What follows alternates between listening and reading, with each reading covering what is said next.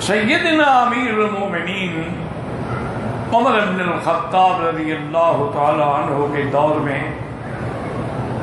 آپ کے زمانے خلافت میں ایک عورت آئی۔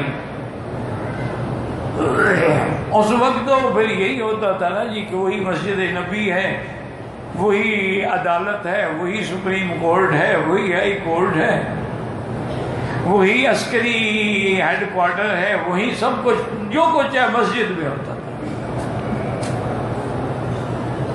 اور خلیفۃ المسلمین خود مسجد میں بیٹھتے نماز کے بعد، ہاں بھائی کسی کو کوئی تکلیف ہے؟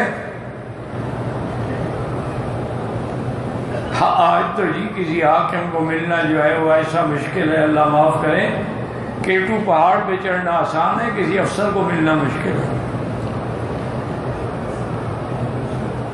سوال ہی پیدا نہیں ہوتا۔ انگریزوں نے ایسا پٹی پڑھائی ہے، ایسا سبق پڑھایا ہے کہ ان کو عوام کے ساتھ ملنے ہی نہیں دیتے کہ بھی ان سے فاصلہ رکھو ورنہ تمہارا روب ختم ہو جائے گا۔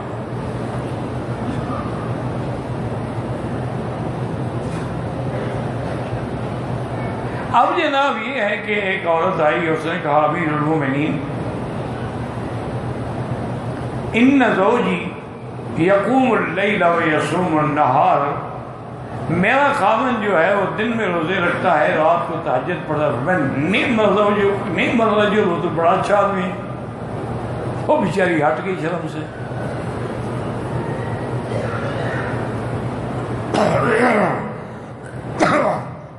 حضرت ابن عباس کے ایک روایت میں حضرت کعب بیٹھے تھے، ابی ابن کعب، انہوں نے فرمایا امیر المومنین وہ بیچاری خاوند کی شکایت کرنے آئی تھی، تم نے اس کی فریاد ہی نہیں سنی۔ پھر عجیب آدمی، وہ تعریف کر رہی تھی، تم کہتے ہو شکایت کر رہی تھی۔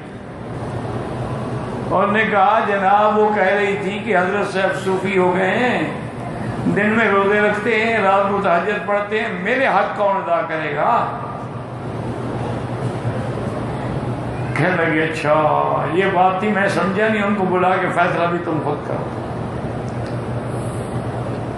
انہوں نے اس کے خاوند کو بلایا اور پوچھا کہ بھائی یہ تمہاری بیوی ہے، اس نے یہ شکایت کی ہے، ٹھیک ہے؟ اس نے کہا حضرت شکایت نہیں ہے، تھوڑی سی زندگی کے دن رہ گئے ہیں، میں کہتا ہوں جتنا ہو سکے اللہ کے عبادت میں گزاروں۔ انہوں نے کہا تو بیوی کے حقوق پھر کون ادا کرے گا؟ طلاق دے دو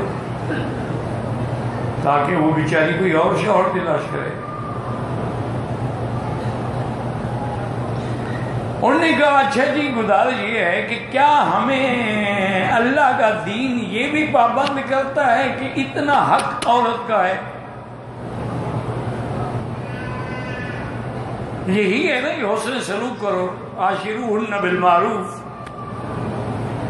یہی ہے نا وَلَهُنَّ مِثْلُ الَّذِي عَلَيْهِنَّ، ان پہ بھی وہی حقوق ہیں جو مردوں کے حقوق ہیں۔ لیکن یہ تو نہیں لکھا ہوا نا کہ لازمی ہر حال میں خاوند میں بیوی سے ملنا بھی ہے۔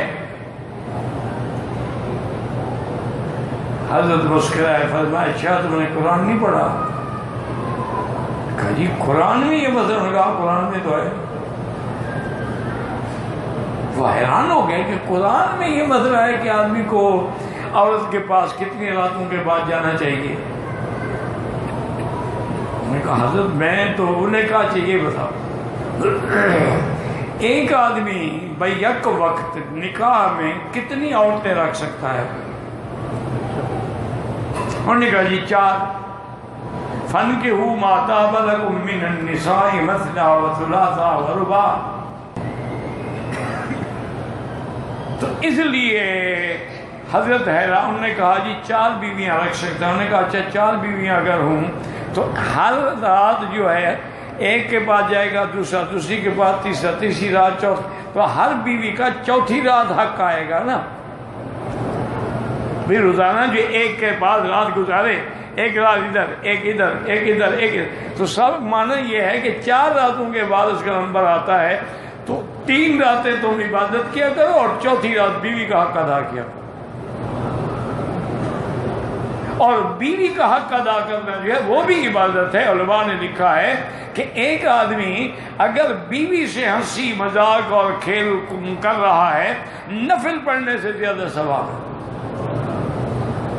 نفل پڑھنے سے اس کے درجات بلند ہوں گے، اور بیوی کے ساتھ پیار کرنے سے وہ جہنم کی عذاب سے آزاد ہوگا آگ سے. کیوں جب اپنی بیوی حلال کے رزق سے سب کچھ مل جائے اس کو حرام میں منہ مارنے کی کیا ضرورت ہے؟ یہ جتنے لوگ اکثر باہر جاتے ہیں نا 80% عورتیں بھی ذمہ دار ہیں. وہ جب ان کو خوش نہیں رکھتی انہیں بھی باہر جا کے منہ مارنا ہوتا. خواہش تو پوری کرنی ہوتی ہے نا انہیں. اگر بیوی خوش رکھے تو اس کو کالے کتے نے کاٹا ہے کہ وہ دوسری عورت کے پاس جائے گا.